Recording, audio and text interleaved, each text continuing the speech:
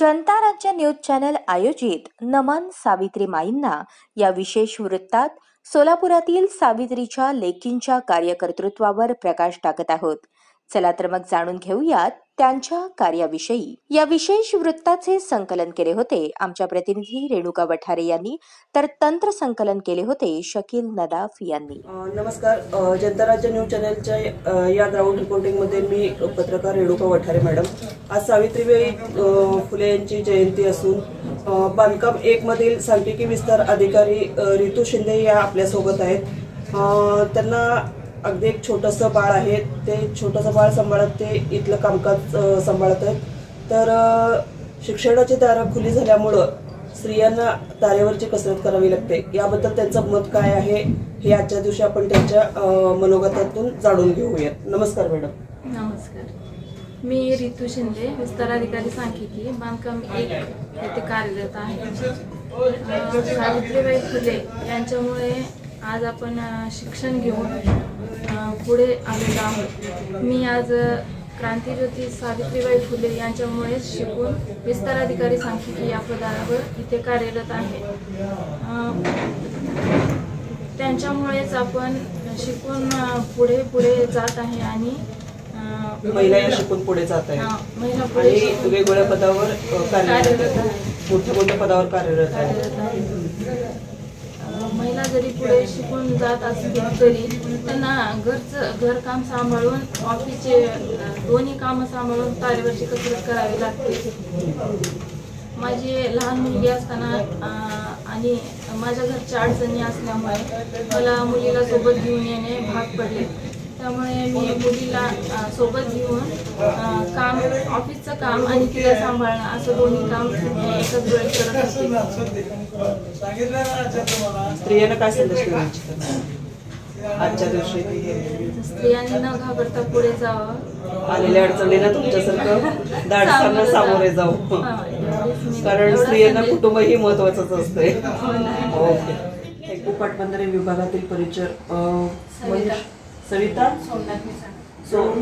सविता मिसाळ या मॅडमशी आपण आता संवाद साधणार आहोत। तर मॅडम, आज सावित्रीबाई फुले यांची जयंती आहे, त्यानिमित्त तुमचं थोडंसं मनोगत सांगा। नमस्कार, मी सविता सोमनाथ मिसाळ, जिल्हा परिषदेतील लघुपाटबंधारे या विभागात परिचय या पदावर कार्यरत आहे। गेल्या 10 वर्षापासून मी जिल्हा परिषदेमध्ये कार्य करत आहे।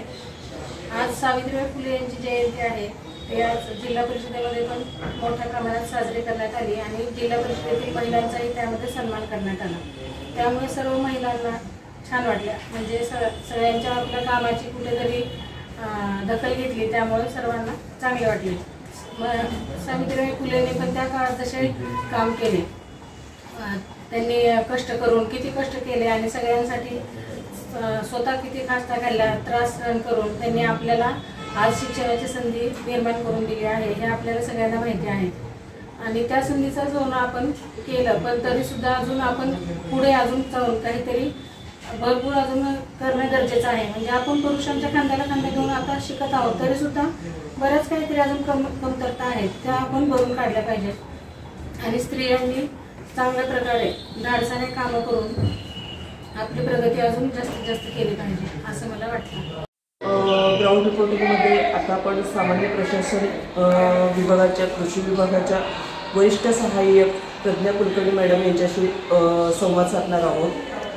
तर आज क्रांतीज्योती सावित्रीबाई फुले यांची जयंती आहे, त्याचे औचित्य साधून झेडपीमध्ये 1/3 महिला तरी कर्मचारी म्हणून कामावर आहेत किंवा पदावर आहेत आणि त्या नेटाने काम करीत आहेत। त्यातल्याच सेवापूर्तीकडे वाटचाल करीत असलेल्या सौ प्रज्ञा कुलकर्णी यांच्याशी आपण आज त्यांचे विचार जाणून घेणार आहोत। तर नमस्कार मॅडम, आमच्या जनता राज्य न्यूज चॅनलच्या सेटवर तुमचं स्वागत आहे। तर आज जयंतीनिमित्त तुम्ही महिलांना काय संदेश देऊ इच्छिता किंवा तुमच्याबद्दल थोडीशी मला माहिती सांगा।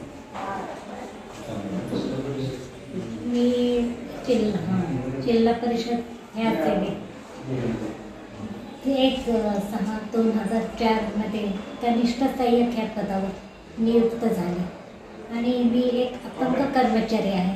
मला एका कानाने वीज करणं होते,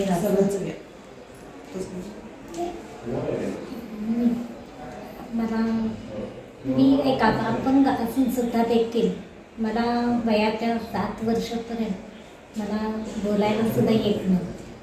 मग 6 वर्षानंतर कळालं की आपलं एक कान पूर्णपणे बधीर आहे. तरी असं असून सुद्धा माझ्या आईवडिलांनी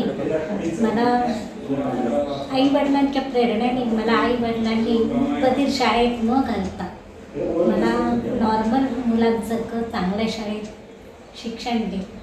मग मी मागे पुढे कुठेही वळून न बघता प्रज्ञा प्रशांत कुलकर्णी, मी जिल्हा परिषद ह्या सेवेमध्ये 1/6/2004 अपंग कर्मचारी ह्या पदावर कनिष्ठ सहाय्यक ह्या पदावर नियुक्त झाले. आणि माझं जन्मतः हे मला 7 वर्षापर्यंत बोलायला पण येत नव्हतं. आणि मग 7 वर्षानंतर असं कळालं की आपला एक कान पूर्णपणे बधीर आहे की ह्या कानाने मला काहीच ऐकता येत नव्हतं. मग माझ्या आईवडिलांनी मला बधीर शाळेत न घालता चांगल्या शाळेमध्ये माझी नियुक्ती केली. त्यामुळे तुम्ही आज या पदावर त्यामुळं मला BCom पर्यंत मी शिक्षण घेऊ शकले. असं होतं की शाळेत असताना देखील मला शिक्षकांनी शिकवलेलं समजत सुद्धा नव्हतं. पण मी शेजारच्या बाकावर बसलेल्या मुलींचं बघून मी नोट्स काढायची. मग घरी गेल्यावर त्या पद्धतीने एक अभ्यास करून त्या दिलेल्या शिक्षणाचं तुम्हाला आज फायदा त्या झाला. शिक्षणामुळे मी आज जिल्हा परिषद सेवेमध्ये 2000ला कनिष्ठ सहाय्यक ह्या पदावर माझी निवड झाली. त्याच्यानंतर 2010 मला कृषी विभागातून वरिष्ठ सहाय्यक ह्या पदावर प्रमोशन मिळालं. मग या कामाच्या प्रोत्साहनामुळे मला सामान्य प्रशासन विभागामध्ये माझे वर्ग करण्यात आले. आज 2013 पासून मी सामान्य प्रशासन विभाग या वरिष्ठ सहाय्यक या पदावर काम करत आहे. आणि मला सगळ्या कर्मचाऱ्यांनी आणि हे माझं मी आत्तापर्यंत केलेलं. जयंतीचं औचित्य साधून तुम्ही काय संदेश देऊ इच्छिता? जयंतीचं औचित्य साधून काय संदेश देऊ इच्छिता महिलांना ह्यावरून मला असं म्हणायचं की आपण महिलांनी प्रामाणिकपणे काम करून आपलं कुठल्याही ह्याच्यात न करता कोणालाही न घाबरता ह्याच्याप्रमाणे आपण पुढं जाऊ. या बातमीपत्राचे प्रायोजक आहेत हॉटेल चित्रा एक्झिक्युटिव्ह.